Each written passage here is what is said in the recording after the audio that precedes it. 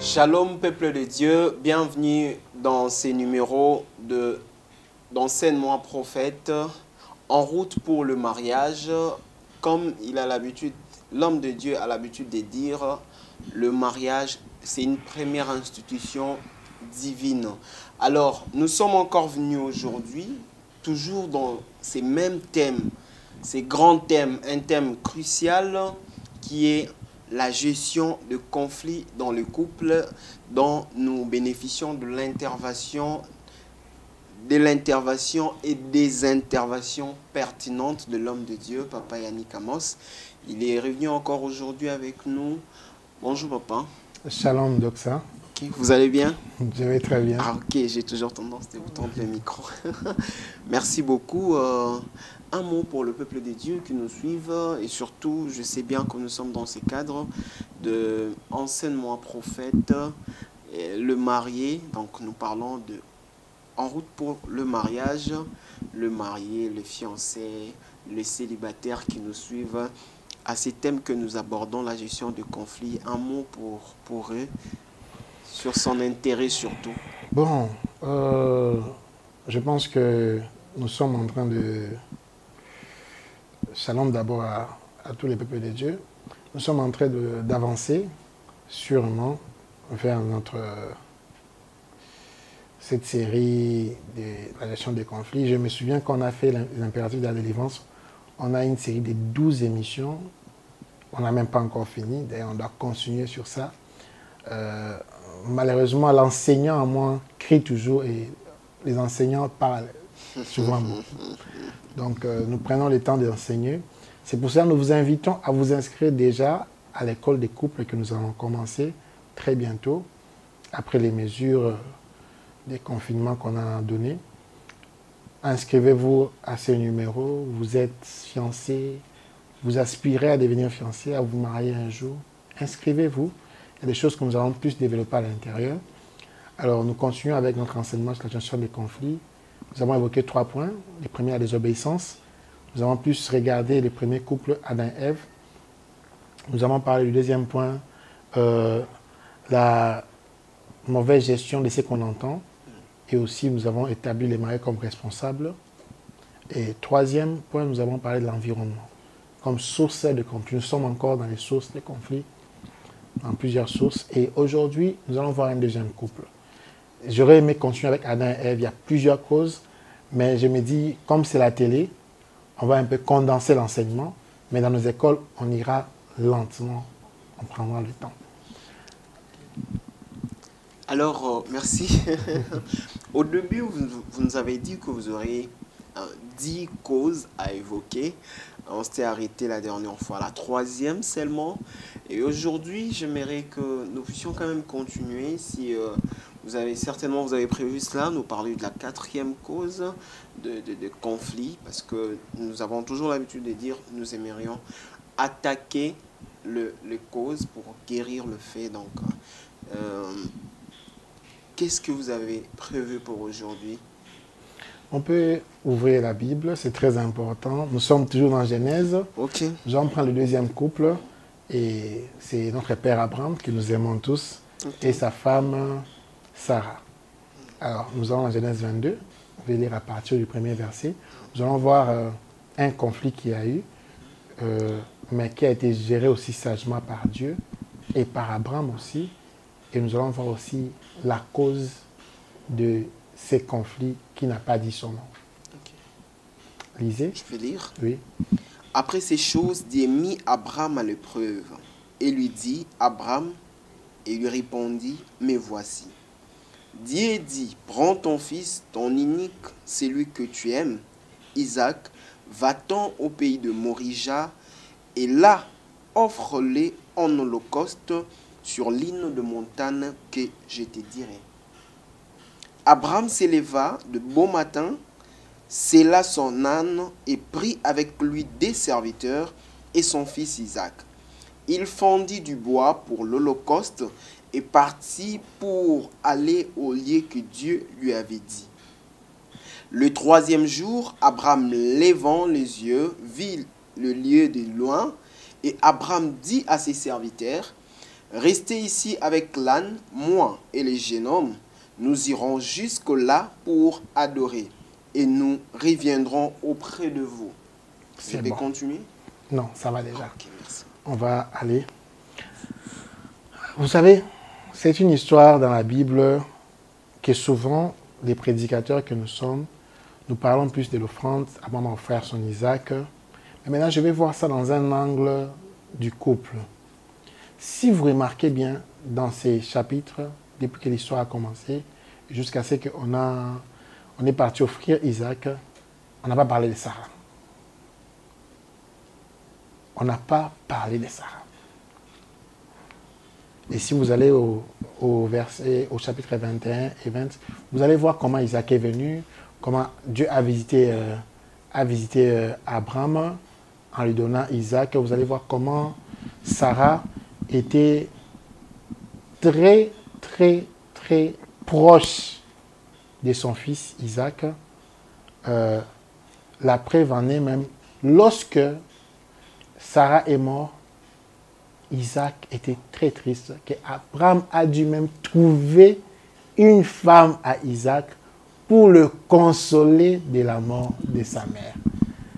En fait, les besoins, Isaac n'avait même pas prévu aller épouser une femme.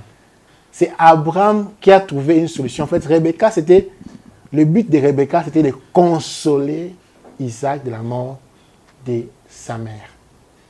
Cela démontre les liens qu'il y avait entre Isaac et sa mère. On peut dire qu'Isaac était un fils à maman. Donc Isaac était quelqu'un qui était tellement proche de sa mère. Sarah aimait tellement Isaac qu'il a même dit à son mari de chasser Ismaël et sa mère parce que Isaac était l'héritier.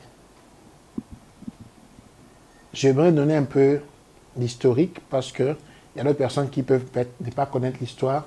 Il n'y a pas que les chrétiens qui nous suivent. Et certains chrétiens même ne connaissent pas l'histoire. J'aimerais un peu donner l'historique pour savoir pourquoi on a choisi ces couples ici. C'est les couples qui aujourd'hui ont engendré des nations. Isaac et Ismaël avaient des nations, bien qu'Ismaël était venu d'une autre femme. Et aujourd'hui, les Juifs qui viennent d'Isaac, qui viennent d'Abraham, qui viennent de Jacob, qui était fils d'Isaac, ont engendré dans le monde entier. Mais il y avait un problème dans les couples d'Abraham et Isaac. Et si vous lisez la Bible par révélation, vous allez comprendre que on n'a pas parlé d'Abraham et de Sarah, on a parlé de Abraham et Isaac et les serviteurs. Ça reste un mystère. Ça reste un mystère de ce qui s'était passé dans la maison pour qu'Abraham sorte avec Isaac. Mais il y avait un conflit. Que le conflit soit apparent ou non apparent, parce que le conflit peut être aussi, les gens sont en conflit, mais ils sont en mode silencieux. C'est un conflit. Ils sont en froid, mais c'est un conflit. Conflit et Zara soit naté. Il faut dire ça. Le conflit n'est pas seulement se chamailler. Les conflits, ce n'est pas toujours se chamailler. Les gens peuvent être en conflit, mais ils sont en froid. Maintenant, ce qui me pousse à la quatrième cause. La quatrième cause des conflits, c'est dans la définition des conflits. Le mot conflit, c'est des visions opposées, des directions opposées. Lorsque dans un couple, dans une situation, dans un problème, dans un sujet, vous ne voyez pas les choses de la même façon, il y a un conflit qui peut naître. Et souvent, ce sont des sujets sensibles qui peuvent éterniser le conflit. Vous dites que bon, on va dormir, on va en parler demain. Vous remettez sur la table, on va dormir, on va parler. Donc, vous ne trouvez pas des solutions. Nuit et jour. Et souvent, ça peut être, je sais que mon épouse aime trop cette chose. Par exemple, je sais qu'elle aime trop son véhicule. Son véhicule, elle aime trop ça. Maintenant, il y a une course à faire qui est aussi urgente, qui coïncide peut-être avec, je donne un exemple, avec quelque chose qu'elle devait faire. Mais elle aime tellement son véhicule et peut-être que je vais demander pour que mon frère utilise cela. Remarquez un peu bien, elle aime trop son véhicule. Je sais que mon mari, il aime trop, je peux donner qu'un exemple, il aime trop peut-être son ordinateur. Il aime trop son ordinateur. Mais il y a une urgence. Il y a une urgence. Mon père doit utiliser l'ordinateur. Mais il aime trop son ordinateur et il travaille et tout est à l'intérieur. Il est trop attaché. Ça a une valeur d'être affective, cet ordinateur-là. Ou son téléphone même, surtout le téléphone. Des petites choses comme ça, des visions différentes. Moi, je veux le garder. Toi, tu veux donner ça à quelqu'un, ça crée des problèmes. D'autres même ont fait des cadeaux à leurs femmes, mais ils battent un cadeau. Chaînette en or, vous voulez vendre ça. La femme aime sa chaînette là, mais on n'a pas d'argent de vendre ça. Conflit commence. Et le problème maintenant, c'est bien quand ce sont des objets, ça peut passer. Mais Dieu met à l'épreuve Abraham. Le problème, c'est que Abraham est marié. C'est ça le problème.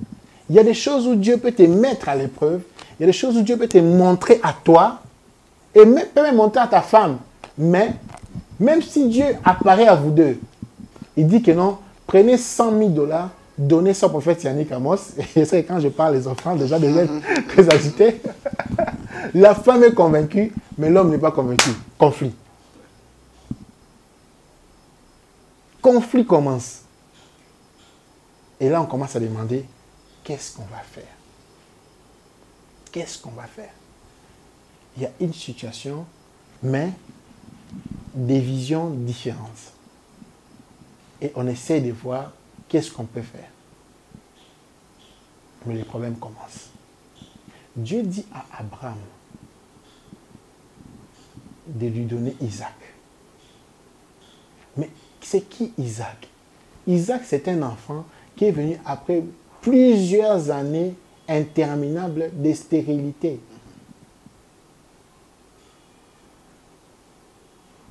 Isaac, c'est un enfant qui est venu pendant que sa mère était dans la ménopause. Isaac, c'est un enfant qui est venu quand tout espoir était perdu. Et c'est un enfant qui est venu sur la parole de Dieu lui-même après qu'il ait mangé la nourriture de Sarah. C'est ça, Isaac. C'est un enfant qui est caché toujours derrière les jupons de sa mère. C'est l'enfant qui est vraiment attaché à sa mère. Et c'est cet enfant-là que Dieu dit à Abraham de prendre et de l'offrir en sacrifice. Est-ce que vous pensez que, mettons l'hypothèse que Sarah avait entendu la conversation entre Dieu et Abraham, vous pensez que Sarah serait d'accord? Non. Ah! Il y a un problème. Hypothèse 1, parce qu'on n'en parlait pas. Hypothèse 1, hypothèse 1, Sarah est d'accord. Deuxième hypothèse, Sarah n'est pas d'accord. Mais qu'est-ce qui me prouve que Abraham a caché cela à Sarah? C'est parce que même les serviteurs, on les a laissés à distance jusqu'au lieu du sacrifice. Même Isaac pensait qu'ils vont sacrifier l'agneau. Ils ont pris un animal, ils sont partis avec, pour faire diversion. Mais le conflit que ça a créé, c'est parce qu'il n'y avait pas une même vision. Et pourquoi j'ai pris cet exemple? Je vais m'expliquer. Il y a des couples qui ont la même vision lorsque Dieu dit des choses qui les arrangent. Mais lorsque Dieu dit une chose qui n'arrange pas l'un des conjoints, les problèmes commencent. Ah oui, parce qu'il peut arriver que Dieu parle à ta femme, là c'était Abraham, mais Dieu peut parler aussi à Sarah. Il peut arriver que Dieu te parle à ta femme et tu n'es pas d'accord. Si nous remontons toujours dans le même couple, il y avait aussi un conflit où il y avait différence de vision. Sarah a dit à Abraham, chasse Agar et Ismaël. Abraham ne voulait pas. C'est Dieu qui a dit à Abraham, écoute ta femme. Ah oui.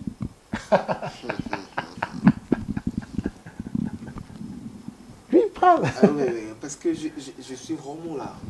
Quand vous êtes en train de parler sur la vision, c'était ça ma question en fait.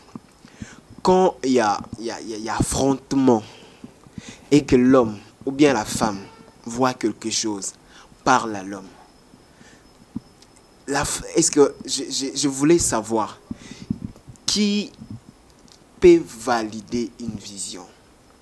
C'est l'homme, comme il est le chef de la maison, qui valide une vision, parce que vous venez de le dire que Sarah aussi avait entendu Dieu. Parce que Dieu maintenant a insisté pour dire à Abraham, écoute ce que ta femme t'a dit. Nous tombons dans ce genre de réalité dans nos couples, dans nos familles, dans deux couples. Maman dit quelque chose, mais c'est papa qui est le chef de la maison. Ça ne passe pas. Prophète, essaie un peu d'éclaircir sur ces points. Est-ce que maman aussi peut avoir une vision, dire à papa, est-ce que papa aussi peut délibérer ou pas? Je suis vraiment là. J'ai envie de dire, d'aller encore dans beaucoup de sous-points, mais je vais m'arrêter par là d'abord. Si ça vient de maman, c'est un sérieux problème aujourd'hui dans des couples. Je vais vous dire une chose. Si nous remontons, je pense à la première ou deuxième émission qu'on a fait, j'avais dit ceci. L'homme est le chef de la femme, comme Christ est le chef de l'Église. La femme est soumise à l'homme est soumis à Christ. L'homme garde sa position de chef lorsque ce qu'il dit est en harmonie avec ce que Christ dit. Mais maintenant, pour éviter les désordres, si jamais Sarah, tu qui me suis, Dieu te parle qu'il faut chasser Agar, je suis sûr que la belle famille de Sarah avait dit, non, osa moi si ma bé, je suis sûr qu'ils l'ont chauffé de tous les côtés. Je pense que ça a créé l'affrontement. Ismaël a moi un abisso. Ismaël, c'est notre enfant aussi. Ismaël, c'est ça là-bas. Comment on peut la chasser? Dans les hommes qu'elles sont. Ça a créé des problèmes comme en Afrique. C'est la créé. Maintenant, c'est ça. L'homme, malgré ton côté humain, tu dois toujours avoir ses côtés spirituels. Si Abraham a écouté Dieu, c'est parce qu'Abraham était en communion avec Dieu. C'est là maintenant que la communion avec Dieu joue. Vous pouvez avoir différentes visions dans une situation. C'est Dieu l'arbitre. Et là même, ce n'est même pas les parrains. Les parrains peuvent se tromper, mais c'est Dieu l'arbitre. Et là, il faut vraiment que vous soyez très, très, très proche de Dieu. Sarah, tu dois suivre l'ordre. Si Abraham refuse, va prier. Je suis sûr et certain que Sarah avait prié pour que Dieu parle à Abraham. Sarah a dit, chasse Agar, chasse Ismaël. Abraham a refusé. Parce que si Abraham n'avait pas refusé, il n'avait pas insisté. Mais c'est Dieu qui dit, écoute ta femme. Écoute ta femme. Peut-être qu'il y a des gens qui croient que je suis en train d'inventer. Lisons la Bible. Lisons la Bible.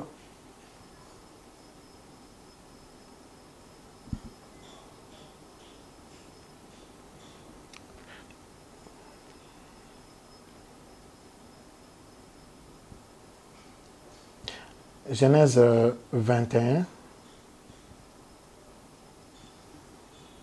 Genèse 21, 12. Ok, je peux lire. Commence à partir du verset 9. Genèse 21, à partir du verset 9.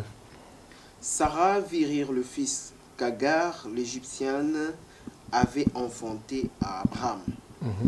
Et elle dit à Abraham, chasse cette servante et son fils, car le fils de cette servante n'héritera pas avec mon fils, avec Isaac. Cette parole de plus fort aux yeux d'Abraham. Cette parole de plus fort aux yeux d'Abraham. À cause de son fils. Ok, on reste un peu là. Je voulais remonter parce que c'est un cas qui arrive beaucoup dans nos familles, même dans les fiançailles, on peut rencontrer des cas comme ça, où la logique voudrait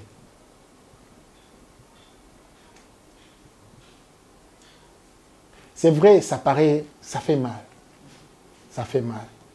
C'est le fils d'Abraham. Et je ne dis pas, et j'insiste, je ne dis pas qu'il faut chasser tous les fils nés hors mariage. Non. Ça, c'est un cas spécifique et c'était par rapport à l'héritage, c'était prophétique. Isaac, c'est un enfant prophétique.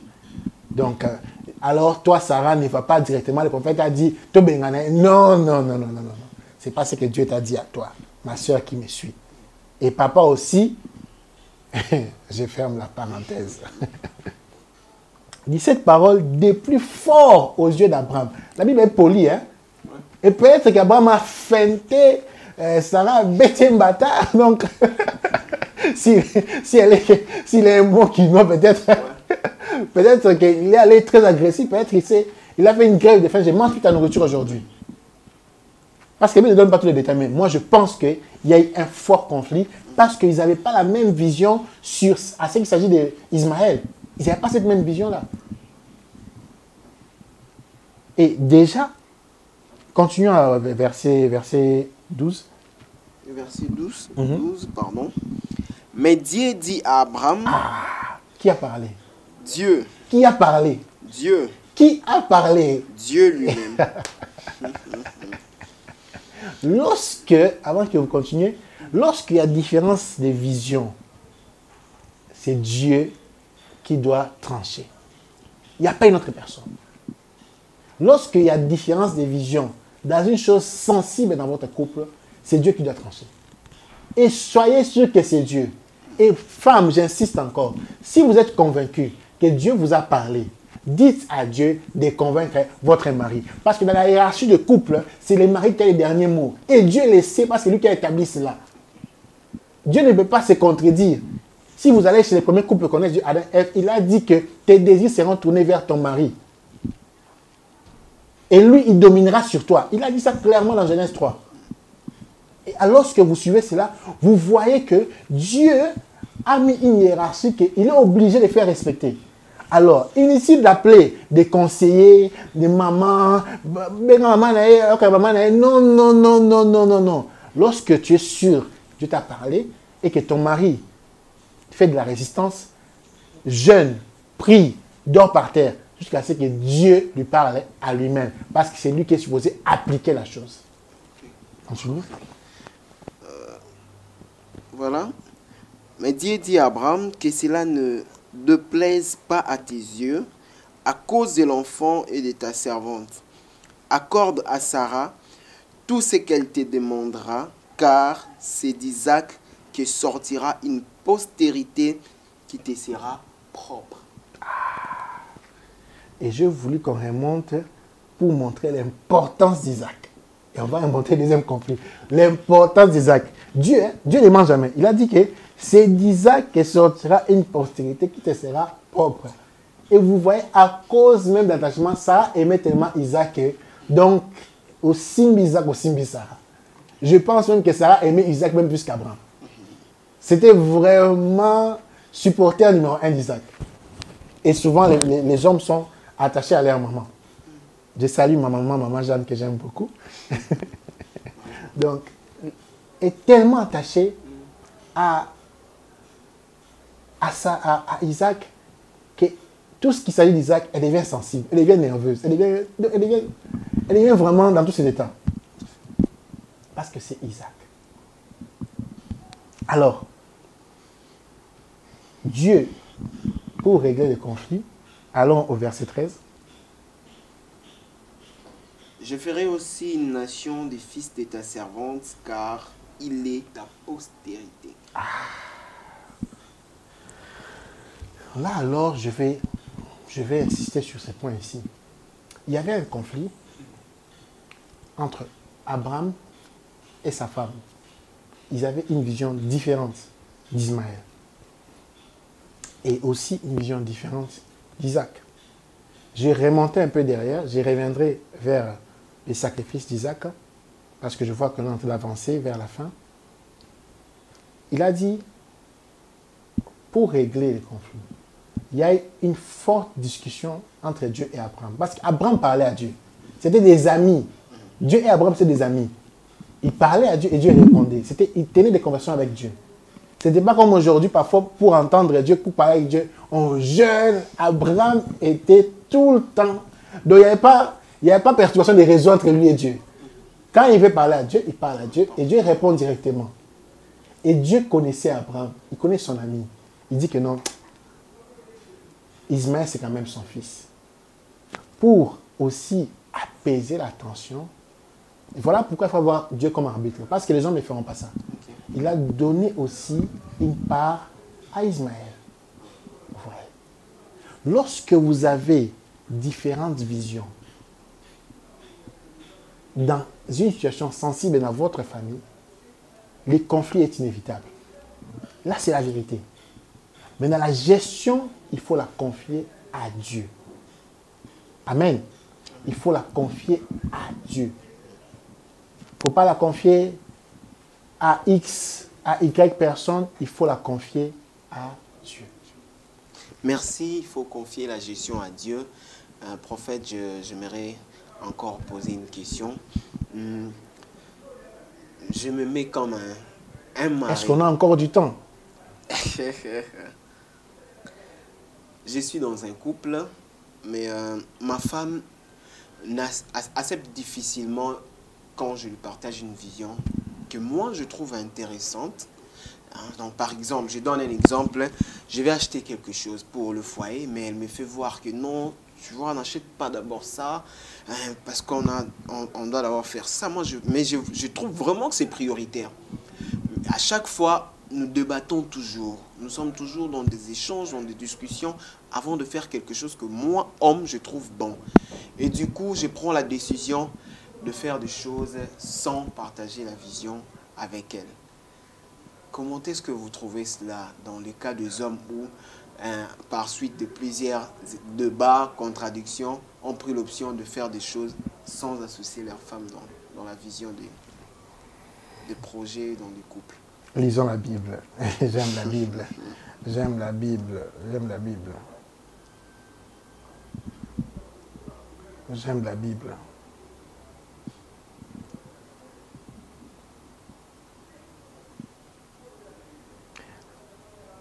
Lisons Éphésiens 5, 31.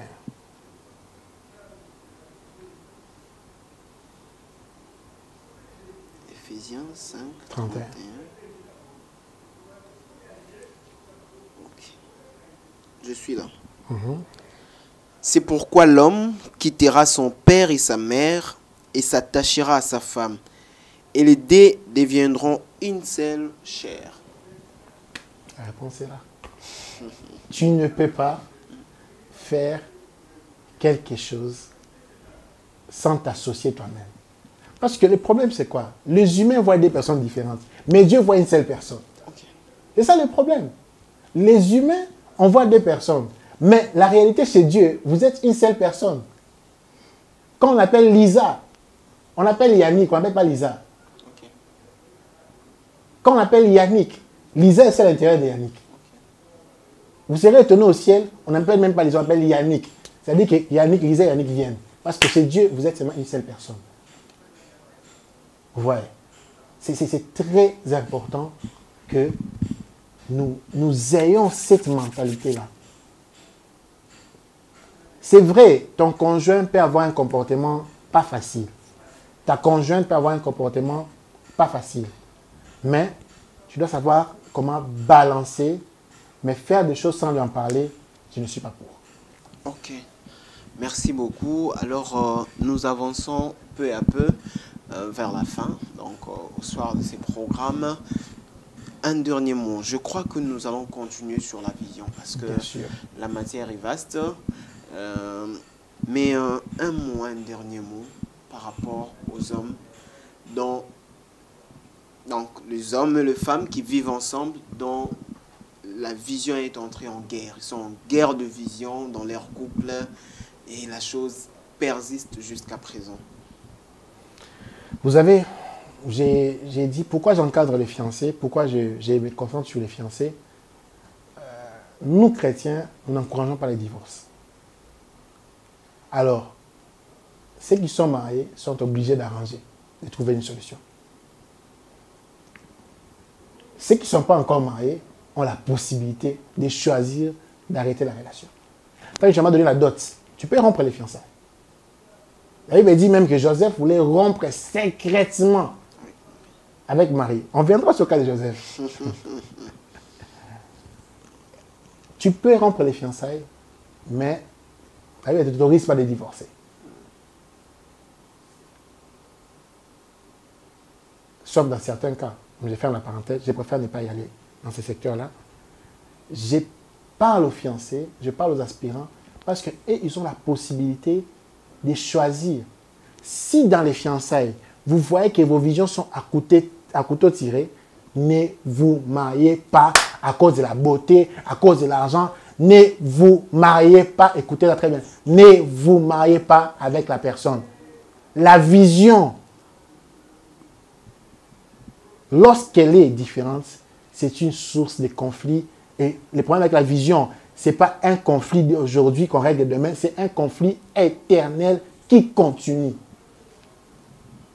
Alors, faites attention, choisissez des problèmes ou des cas, des sujets qui sont très lourds, où vous n'avez pas la même vision, le nombre d'enfants, la gestion des finances, la religion, la famille. Ce sont des sujets où si vous ne vous accordez pas, vous essayez, ça n'arrive toujours pas. Comme on dit à l'Ingaï, le Gitika, exact. Merci. Merci beaucoup, papa. Nous sommes très heureux d'être là encore aujourd'hui avec vous. Nous espérons vous retrouver pour une prochaine fois. Vous nous avez suivis de partout, à Kinshasa, à Brazzaville, en Europe, de partout. En Amérique, nous vous aimons tellement. Vous avez la possibilité de nous joindre par ces numéros ou encore écrire à l'homme de Dieu. Parlons toujours, donc posons des questions et entrez à ces thèmes. Nous avons parlé de la vision aujourd'hui. Malheureusement, nous n'avons pas pu finir. Nous espérons continuer au prochain numéro. Nous vous disons un grand merci. Que la paix du Seigneur reste avec vous dans vos familles. Ciao.